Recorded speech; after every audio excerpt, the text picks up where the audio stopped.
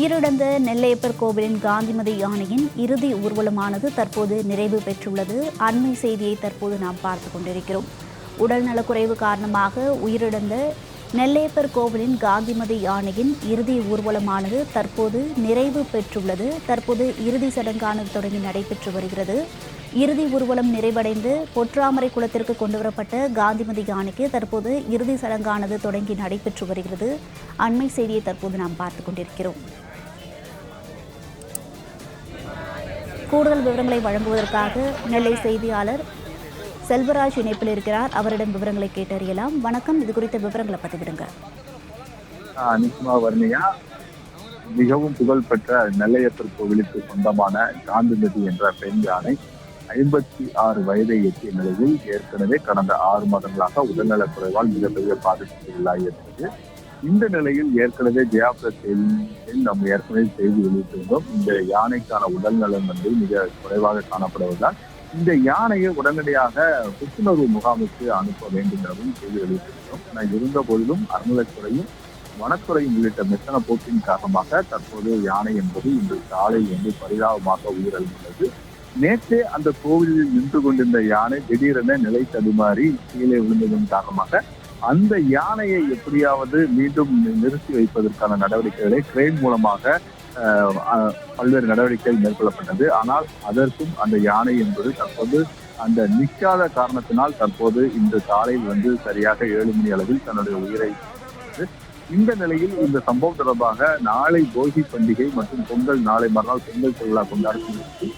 நெல்லை மாவட்டத்தில் மட்டுமல்ல, நெல்லை அண்டை மாவட்டமான தென்காசி உள்ளிட்ட பல்வேறு மாவட்டங்களை சேர்ந்த பக்தர்கள் மிக மனவேதனையை அடைந்துள்ளார்கள். இந்த நிலையில் இந்த யானைக்கான இன்று காலையில் நேரடியாக அந்த யானை கோயிலோட வளாகத்தில் வச்சு பல்வேறு பூஜைகள் நடத்தப்பட்டன. அந்த பூஜைக்கு பிறகு பல்வேறு அபிஷேகங்கள் மேற்கொள்ளப்பட்டது. குறிப்பாக அங்கு திருநீர், குங்குமம் உள்ளிட்ட பல்வேறு அபிஷேகங்கள் மேற்கொள்ளப்பட்டு அதன் பிறகு வடக்கு ரத வீதியிலிருந்து இந்த யானை ஊர்வலமாக 4 ரத வீதிகளும் சுற்றி வரப்பட்டது. அப்போது மிக அதிகமாக பொதுமக்களும் பக்தர்களும் அந்த யானைக்கு முன்பாக இறுதி ஊர்வலத்தில் பங்கேற்றார்கள். பின்னர் நெல்லையப்பர் கோவிலுக்கு சொந்தமான தாமரை குளத்தில் அதனை அடக்கம் செய்வதற்கான ஏற்பாடுகளை அறநிலைத்துறையில் செய்திருந்தார்கள்.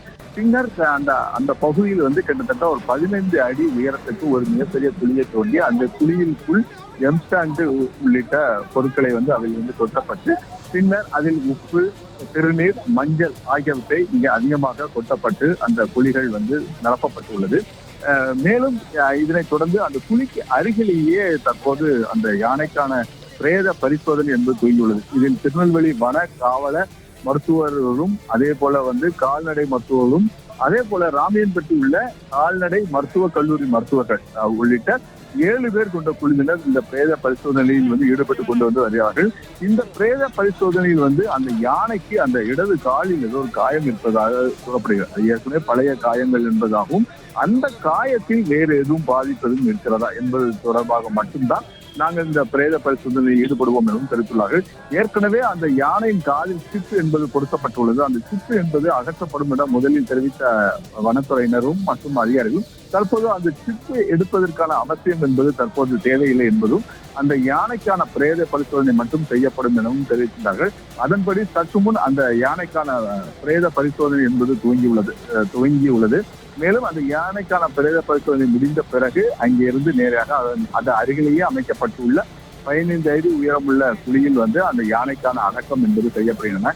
இந்த யானை உயிரிழந்ததை தொடர்ந்து திருநெல்வேலியில் உள்ள மக்கள் அனைவருமே தற்போது சோகத்தில் ஆழ்ந்துள்ளார்கள். அந்த யானையோட அடக்கத்தை பார்ப்பதற்காக அந்த தாமரை குளம் முழுவதுமே அந்த பக்தர்களும் அதே போல வெளி மாவட்டத்தில் வந்த பக்தர்களும் அந்த யானையின் அடக்கம் செய்வதை பார்ப்பதற்காக குவிந்துள்ளார்கள். தொடர்ந்து அந்த பகுதியில் நெல்லை மாநகர காவல்துறை ஆணையாளர் தலைமையில் அங்கு போலீஸ் பாதுகாப்பும் போடப்பட்டுள்ளது. தொடர்ந்து அந்த பகுதியில் பொதுமக்கள் கூட்டமும் மிக அதிகமாக காணப்படுகிறது. சற்று முன் அந்த பிரேத பரிசோதனை என்பது துவங்கியுள்ளது. மீண்டும் அந்த சோதனை முடிந்த பிறகு பிரேத பரிசோதனை முடிந்த பிறகு அந்த பகுதியை அடக்கம் செய்யப்படும். செல்வராஜ், விவரங்களுக்கு நன்றி.